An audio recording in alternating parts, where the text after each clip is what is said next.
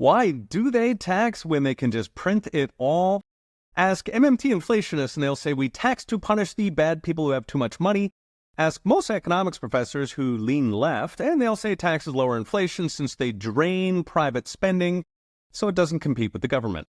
But the real reason why you shouldn't print is that inflation destroys even more than taxes. So the past 5 years showed us the catastrophe of unbridled money printing, but even in normal times, the Fed prints up an awful lot of money. In the 5 years before 2019, the Fed printed up directly and indirectly about $800 billion per year. That's annual change in M2. But a quarter of that is direct. The Fed buys federal debt, lending money to Treasury.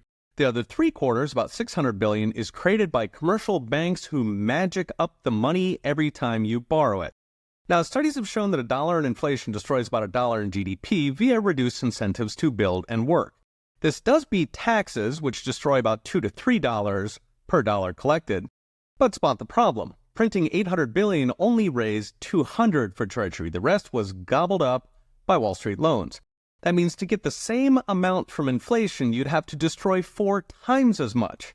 Not $1 with inflation, but $4. Of course, it doesn't have to be this way. You could cut off Wall Street by raising reserve ratios, putting limits on bailouts, or ending fractional reserve. Alas, you go to war with the system you have, meaning that 4-to-1 ratio is here to stay. Still, for fun, what if we did it differently? What if Treasury just printed all $800 billion? After all, that would replace fully a third of income taxes, toss in Trump's tariffs, and you are close to abolishing the income tax. In that case, in terms of GDP, you would be better off than taxing. Thing is, GDP is only half the story. The other half is wealth. Because inflation doesn't just sap incentives, it destroys your dollars, pours water into the wine of your life savings.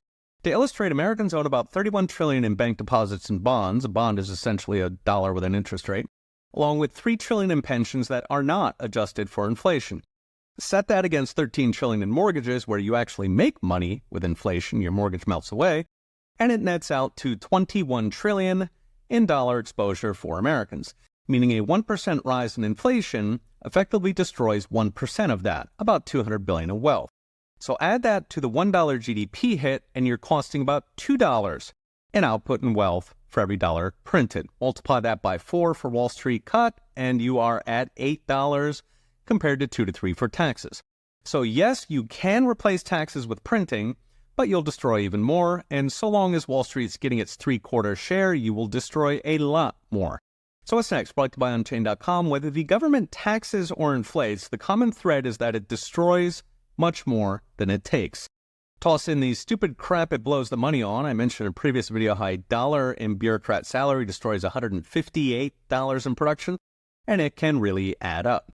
Now, if the federal government is going to print money, the proceeds should go to the people, but ideally it prints nothing, backs the dollars with real assets, and taxes as close to nothing as possible. Read the rest with charts and all the gory details at profsaintonge.com. Okay, we'll be watching. See you next time.